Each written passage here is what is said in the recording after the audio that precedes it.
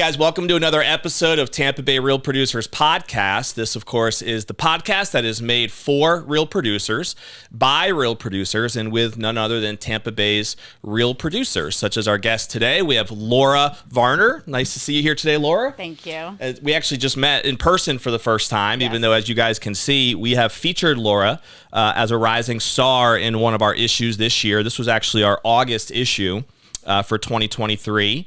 Where we had our team do an interview with you, put together our little spotlight, and it came out pretty well. I thought it came out good. So I loved it. I'm sure Rob can zoom in on the article and all that fun stuff later. But Laura, excited to dive into your story and how you became a top producer in the Tampa Bay market. So we'll kind of start there with just your background. Did you grow up in this market? If not, how you made your way to Tampa Bay, and what is it about real estate that got you interested at some point? Okay, so I'm originally from Massachusetts, but I've been in Hernando County, Spring Hill, I think since like 1985, something like that. So I've been there for a long time. And I basically grew up there, went to middle school there, high school there, still there. I love the area. It's a growing area too. A lot of new development and it's growing stuff going on up there. To me, it's the perfect mix of having enough without the traffic and that type of stuff. It's a very conservative area. I'm just very happy there. I live in Land O'Lakes, so I'm south of you, but I love that northern area too. Yes, I do. I love it there. So that's basically, I've been there for a long time, know the area probably too well.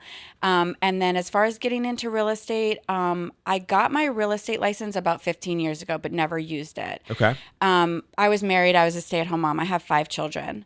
We also have that in common. I have 5 kids too. Okay. Yes. So you know. Yes. Mine are older. I have 3 adults and 2 children at this point, but I do have 5 children. And I went through a divorce when, probably 7 years ago, and I had never really worked before. Okay. I helped my husband with stuff, but I never had, I homeschooled my kids. So because of the circumstances of my ex-husband just wasn't in a financial situation to take care of me or the kids at that point. So I had 2 things to fall back on. I had a real estate license and I had a teaching degree. Okay. And I knew I can't support 5 children financially because they were like 16. My oldest was 16 at the time. So it was like cars, college. So the expenses don't get lighter as they get older, right? They definitely don't. I just had 3 in college at the same time, which is a very expensive time. But I gave myself 6 months in real estate, and I said, I can either make it in real estate or I'm going to have to teach and just try to make ends meet somehow. Yeah. So I gave myself 6 months in real estate, and it's worked out really well for me. It's turned into a little bit longer than that, huh? Yes, it's worked out really well. So what made you get your license initially? And at that time, I was one of those where I had family that was buying and selling a lot of real estate, and I was just like, oh, let me do it. I didn't realize how difficult it was. And then I had 5 very young children at that time, and I was like, I want nothing to do with this. Right. I was, just barely. But you kept your license the whole time. Kept my license, and luckily I had it. It was the only thing that I had was that, and I really had to make it work. I had no choice. Yeah. Well, they say a lot of times greatness comes from having that true motivation, right? So you obviously did make it work. Those of you who might not know Laura, and this is based on what we have as far as our records, but I think last year we saw over 30 million in volume, over 85 transactions as a solo agent. Is that correct? Solo agent all by myself. Yeah, yes. I mean those aren't typical numbers, right? From a solo agent. So Laura definitely hustled, and now, was that your best year ever? That was my best year ever. But the year before, I think I was at 25 million. So it's been, I've done everything completely on my own, other than Chanley. There you go. Shout out to Chanley over here. She's hanging out in the studio with us today, no doubt. So you had this obviously built-in intrinsic motivation to be able to provide for the family. Yeah. You gave yourself 6 months. At what point did you start to see, this is going to be better than maybe I thought? It exceeded your expectations? Was it right away? Or did it take the full 6 months for you to be like, am I still going to make this? Oh, it was a complete disaster. The first 6 months were a complete disaster because I was down and out. And my ex-husband had provided a nice life for us that we were used to. And I wanted to continue that. He was no longer able to do that. He would have if he could have, but he couldn't. So me and the kids were down and out. I mean, I was on food stamps. Like, it was a very difficult time. And then it's not easy to start in real estate. So, you know, I got fired from listings. At one point, I remember having like 8 deals under contract, and I was like, oh, I made it, you know, and 7 fell apart. Wow. Partially because I wasn't experienced enough, you know, to get through things. So the first 6 months were extremely difficult, but I made enough. I also had a second job, you know, so I had in teaching or something else? Yeah. I won't even tell you. Okay. I was doing like phone sales. It's embarrassing to even say what I was doing. Nothing weird, just like embarrassing. But I did that at night while my kids were sleeping just to have a paycheck. Yeah. So it was a really difficult time in my life. But so there was never really a time, I don't think, where I was like, oh, I made it. It's just that everything I did was just kind of like taking care of the kids. And I think that eventually one day, I didn't even really care about the sales or anything like that. I just think like one day I was just like, okay, like we're comfortable. I'm not only taking care of them, but you know, we're providing and thriving right now. Providing for them. Yeah. What year was that? Do you remember your first full year? I think my first full year was 2017. And I think I did about probably like 20 sales. My second year I did 20 sales. Okay. So it was a decent income. Yeah. You know, it was a good income. And I was kind of starting from scratch. And then it just, you know, it's just snowballed, really. You always have been solo agent, or did you work with a team at first in any way, or did you just kind of get off and figure it out on your own? I figured everything out on my own. Yeah. I just figured I was just like reading everything I could, listening to podcasts. I was at a really great brokerage when I first started. It was 100% commission, which was good for me at the time. Mm-hmm. And they provided leads. They were great. They were really good to me, but they didn't really have training. It was 100% brokerage. Yeah. So I was completely on my own. Mm-hmm. Yeah. And so you're now with Remax, yes. right? And so did you make that transition because you were looking for something different? I made the transition because I really just outgrew the office that I was at. It was not really for like top producing agents. And I just knew in order for me to grow, I needed to be someplace. I needed a receptionist at the front desk, not a floor time agent. I needed an office. There were certain things that I needed that made no sense for them to provide with their model. So Remax, you know, I met with the office that I'm at now, and it just was a perfect fit. It's Remax Alliance, right? Yes. Is that Lindsay? Alliance. Or Kendall, or Peter Crowley is my broker. Okay. Yes. Because we've done spotlights on, I believe Lindsay is with Remax Alliance. Am I wrong about that? Yes. My office is a little bit smaller. There's other offices that are larger. I don't know a lot of the agents. I gotcha. Yeah, no worries. Okay. That's, again, they're Lindsay and Kendall that I'm aware of are in like on 54 in that Pasco County area. That is one of the main offices. Yeah. Yes, I gotcha. But I've never been there. Yeah. So now you've, you've been in this game now, I guess, full time for what, 5 years? Is that a safe, I'm about fair like assumption? my 7th year now. Mm-hmm. And so how has your business and I guess life changed as you've been at this business now for 5 to 7 years? Do you feel like you're still, just as hungry as you were when you got started, 5 years ago? Yeah. Has anything else evolved that has made it different today versus then? I mean, obviously, there's a lot less financial stress. Mm-hmm. There's no financial stress. So that's always nice. But no, I mean, I think I'm just naturally motivated because I'm still probably even more motivated than I was at the beginning. What motivates you now if it's not money?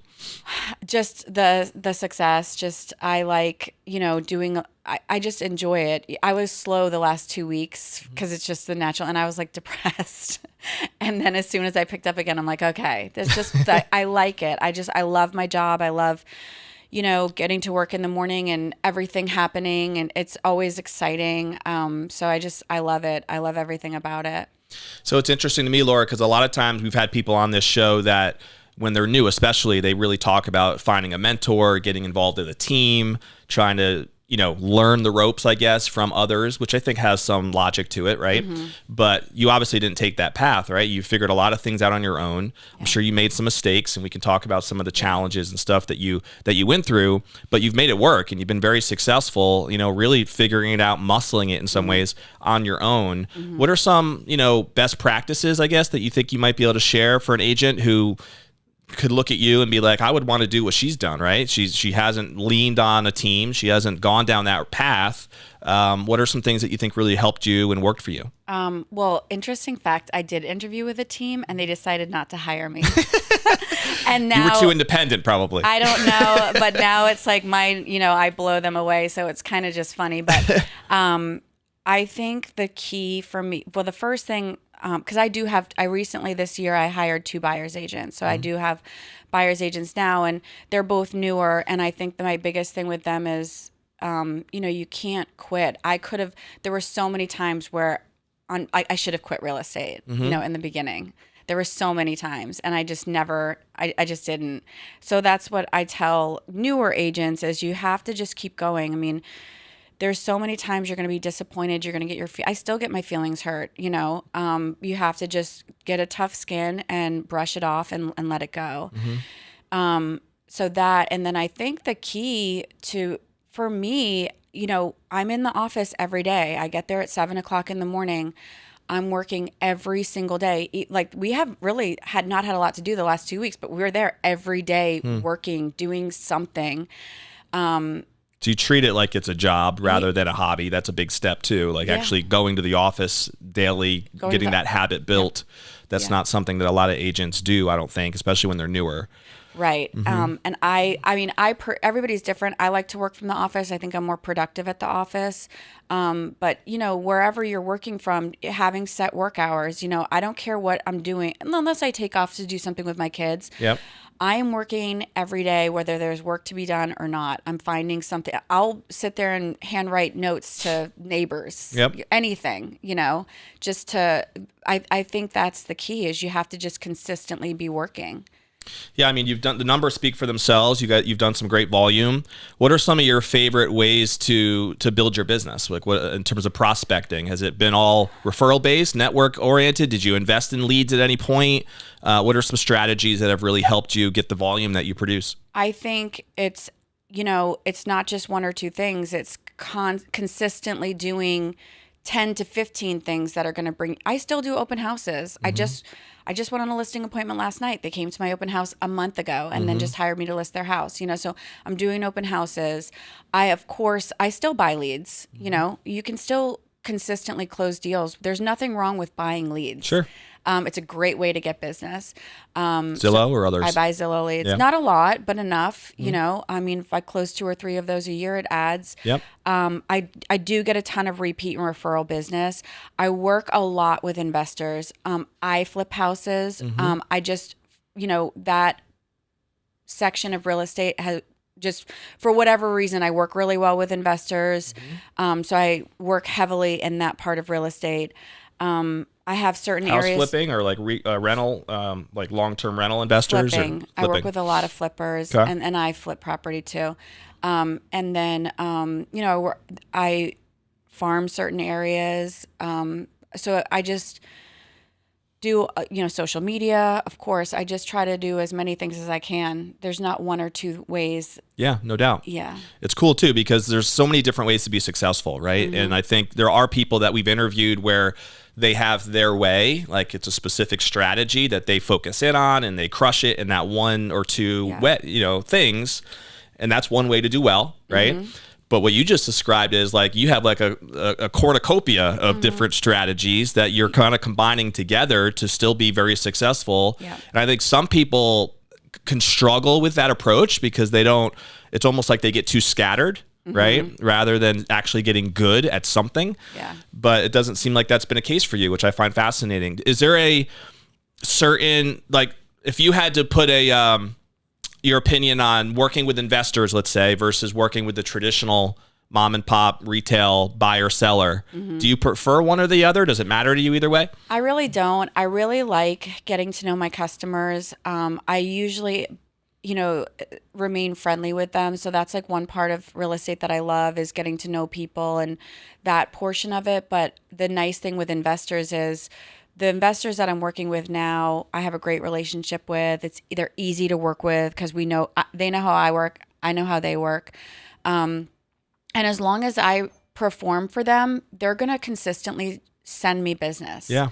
And if I see a great deal come up in MLS and I know that there's potential, how easy for me, I can easily sell that to an investor. Yeah, no doubt. Yeah. So smart. It's a great way. If you understand, and the one thing is, you have to be truthful with them. Like if they come to me with a property, if I don't think it's going to work, I'm not going to tell them to buy it. Sure. I would rather refuse that commission than get into a situation where I lose them, because in the long run, they're worth a lot more than one commission to me. Yeah, it's got to have enough skin in the game for it to make sense, right? Yeah. For an investor perspective. And then Right. obviously if it's not an investor type deal, then you have the other pool Right. of your buyers and sellers that might make more sense for, right? Yes. Yeah, Yes. I get that. What, in your years now, what do you think has been the most rewarding part of growing the business the way that you have? What do you enjoy most about it? I enjoy the day. I complain about it, but I enjoy the day-to-day hustle. I really do. You never know what you're going into in the morning. You could get called to a listing appointment. You could get offers. It's just exciting every day. So I think, I don't know, it's tough. It's difficult to say. The most rewarding thing, I look back at the past 5 years, 7 years of like just my life, of where I started and where I am now. And it's really crazy to think about it. And what's crazy too, is you mentioned earlier that you should have quit, right? Or at least thought of quitting multiple times. And there's a quote that I like out there that talks about, I'm going to butcher it, but it's basically don't quit when you're at the 1 yard line, right? It's like, right, you're right about to see what you came here for and to win the battle. And so many people, that's when they don't see that success is so close. Yes. And they don't take that next step. But what do you think it was that when you were in those moments of really doubt and believing that it might be time to do something else or stepping away, was there something that you can look back on now and say, that it was because of this that I decided not to, or that I, maybe it's just a trait or a characteristic that you feel like helped you get through those times? Anything come to mind? I don't know. Honestly, I look back at those times because they were really difficult, and I guess it was just, I knew where my kids were and I knew how expensive things were going to be. And I was just so determined to take care of them financially. Yeah, that's a huge why right there. Yeah. Yeah. There's a book, Simon, what's his last name, Rob? Simon something? Simon, I forget his last name. He has a book though called It Begins with Why, right? It's all about finding that why, and I think your family can be a big factor for that. I know it is for me too. Yes, definitely. Just wanting to provide things for my kids that,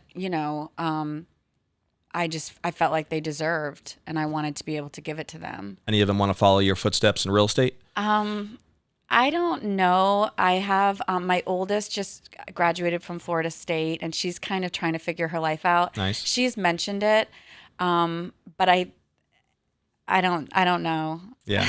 I'm not sure. No rush, right? Yeah. You didn't know even yourself for a little while. They aren't really as impressed with me as other people are. That makes sense. Yeah. Usually kids aren't, right? Yeah, they don't find anything that I do impressive.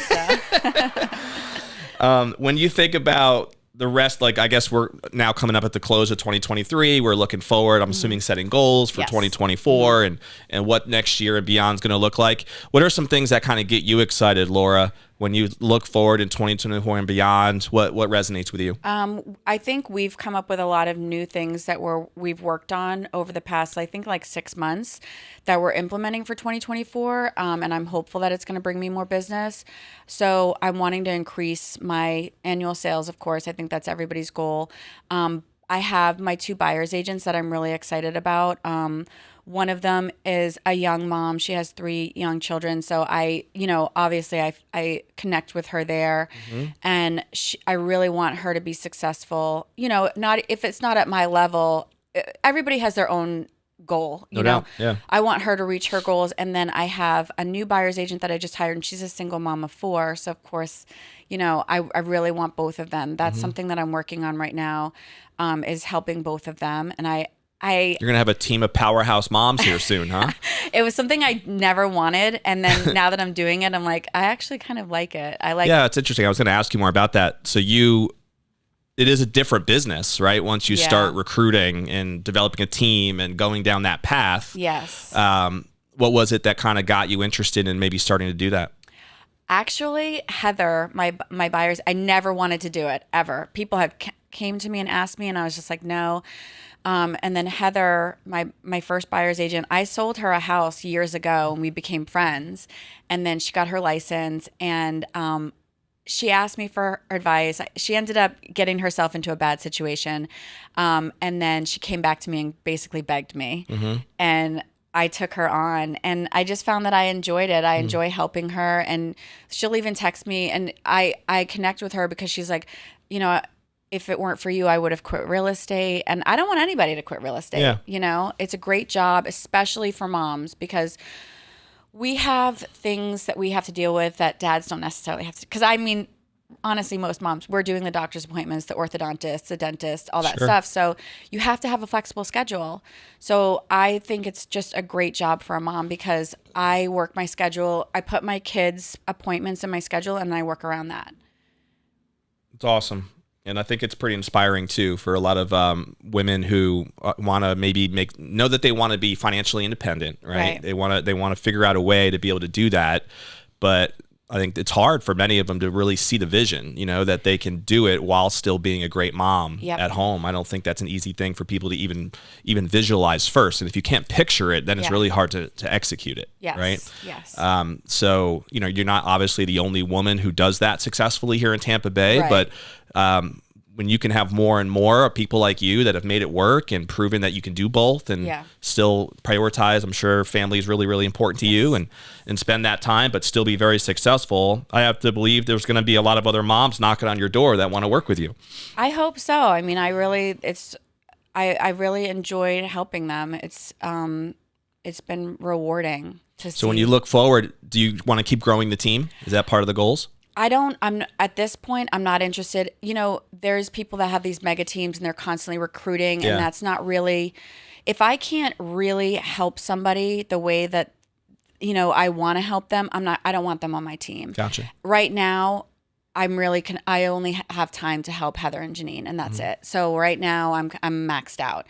If I get them up and running and they're at, you know, performing at the level that they want to be at and I think that they should be at, then maybe I would be open to more. But right now I can't take on anymore. Especially when you're doing 85 transactions a year yourself. That's not the easiest thing to do, to find out how to support them as well. Right. So I can respect that, no doubt. Yeah. So for people who might not know you that well yet, even on the personal side, Laura, I know you mentioned your kids already a couple times. Yes. So your oldest daughter just graduated college, you said. You have 4 others that are young, boys and girls? So I have a 22-year-old that just graduated from Florida State. I have a 20-year-old, actually he's going to be 21 next month, at Florida State. He's a junior. Got a Seminole family, huh? Yes, we are a Seminole family. And then I have a 19-year-old who hated college. He's working at Publix, absolutely loves it. And then I have girls that live with me that are 16 and 11. So you have a full house for sure. Yes. My oldest is only 9 years old, so we have 5 that are 9 and under in our house. I've been there. I think I was like I had 11. I've been there. All pretty close. Yes. Yeah. And my wife actually is a stay-at-home mom too, and we're homeschooling. So there's a lot that I could relate to your story there. Been there, done that. Yes. Through what my wife is going through right now. Yeah. Yes, it's a very. That probably prepared me very well for real estate because that was a very difficult job. Definitely prepares you in terms of patience. Yeah, one would think. That was tough. It was rewarding, but it was such a tough time. What do you guys love to do for fun? What keeps your family fired up now? I live in Hernando Beach, which I love my community. We're right on the water, so of course a lot of everything to do with being on the water. It's just such a great little place that I live in. You can bike ride, we walk a lot, have golf carts, do that kind of, we take the golf cart for ice cream, stuff like that. So I guess just like hanging around our neighborhood. I have great neighbors. That's kind of like how we spend our family time right now. Cool. You guys like to travel at all or? Not as much. You know, Tough with traveling business, huh? with 5 children is difficult, so Yeah. I kind of got out of that. I'm recently engaged. I've been traveling with my fiance, just Nice. the 2 of us, so that's been fun, leaving the kids at home. Is he in real estate? No, he's not in real estate, no. I wanted to get away from that whole space, huh? Yeah. Give you a little break Yeah. from the business side. So a couple rapid fire just questions on for people to get to know you a little bit more. Do you have like a favorite book or author or seminar that you feel like has made an impact on you personally or professionally? I don't know about making an impact. I read a lot, so it's difficult to say one that has had an impact. But if you had to ask me my favorite real estate book, it would be The Millionaire Agent. Okay. I started reading that before I even understood what they were talking about. I would read it and I would be like, what is this? What does he mean? But I read it. I just am always reading that book. Yeah. And as the years have A lot gone of on, good principles in that yes, book. Yeah. I understand more every time I read it because so that's my number one. That's what I told, I have Heather and Janine reading that book. That's my favorite. Yeah, we've had a couple other people bring up the same book too on the Yeah. podcast. It makes a lot of sense. Yes. Have you ever met Gary Keller? No. Okay. No. Yeah. We've had a couple different KW agents that are in some of his mastermind groups that travel to Texas and join his groups every now and again. So he's definitely built something special, it seems like, with how he's done all that. Yes. Do you have a favorite TV show or movie? I don't watch TV. When I got engaged, he put a TV in my room. I never had one. So, like, you got to relax sometimes, Laura. Yeah, I just... binge with me, will you? Oh, my gosh. What would I even say my favorite TV show is? We could skip it. Yeah, if you skip don't that It's one. all good. Skip Favorite that. food? Sushi. Yeah, sushi gal. Yeah. I'm a sushi fan myself. Yes. Can't go wrong. Yeah, no. So, are there any particular organizations that you're passionate about that maybe you even tie it into your business somehow, or just personally that you'd like to throw a little shout out to? So my charity work has been my kids that's been my main focus for the past, 5 years. But now I'm to a point where It's a good cause. but now I'm to a point where I do want to start to, get involved and support people financially. And I think like for whatever reason, animal shelters just pull at my heart. Sure. So I think that's something that I'm looking forward to getting involved in next year. Yeah. We actually did a spotlight on a couple different, I don't know if you've seen in the magazine, but we do a Making a Difference section every month, which is designed to take some nonprofit and just, tell the story a little bit more and get that out there. And there's been a few different episodes or issues now that we've done pet shelter features and different, chapters that are affiliated with animals. Yeah. So if you ever are looking for ones, you can find some ideas in there for sure. One of the things that I always find fascinating, Laura, is thinking about, it's easy for us in the hustle and the bustle to just get so caught up in work. And at some point, we'll probably sit on that rocking chair and take a step back and think about what is most important for us to be remembered by, right? Yeah. And what our legacy is in our family, in our business, in our community. If you had to think about what do you think would be most important to you in terms of a legacy or what you'd want to be remembered by when you're maybe done in the business one day, what do you think some things that come to mind that you think would matter to you? This is probably not the most politically correct answer to it, but I'm just going to be That's honest. What's the way we flow here. It's I all don't good. really care what other people think about me at the end of the day. I really don't. The only opinions that matter are within my own home. So I want it would mean so much more to me to have one of my children be like, oh, she was a great mom. She did I could cry. She did so much for us. That's all I care about. Yeah, well, that's a legacy right there, isn't it? Especially when you have 5 kids. I mean, you are your family is a legacy. It's a big part of your community. Yeah. And I could tell from your emotion that that's probably something that they probably already believe, even if they don't tell you that all the time. I don't know if we're there yet, but we'll get there. I hope. Yeah. Yeah, no doubt. I'm still kind of like the mean mom at this point, but we'll get there. Well, sometimes you have to be that too, right? Yeah. No doubt. They get along well with your fiance? Everything's cool? Yeah, he's wonderful to them. It's just been so good for our family. That's cool. Yeah. That's awesome. Happy for you. Thank you. And so we're going to come to a close with a couple final things. So if someone wanted to reach out to you, Laura, especially I think, again, you're, for lack of a better word, your inspiration as a single mom there for a while, and how you motivated yourself to be successful in the business is unique. And I think it could be very attractive and appealing to a lot of women, especially out there, who maybe find themselves in a similar situation and would love to just pick your brain a little bit more on how you dealt with certain things. A lot of that probably could have been just balancing your schedule and figuring out how you made all that work.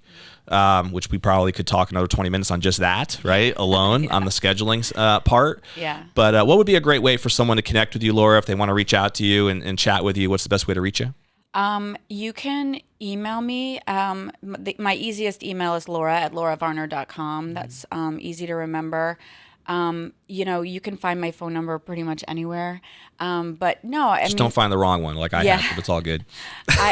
I'm open to anybody like calling me, because it is such a mental struggle, and it's just, you've got to, it's all about the mindset that you have, when you're in a difficult place, like you just have to understand that it can change, like it's temporary.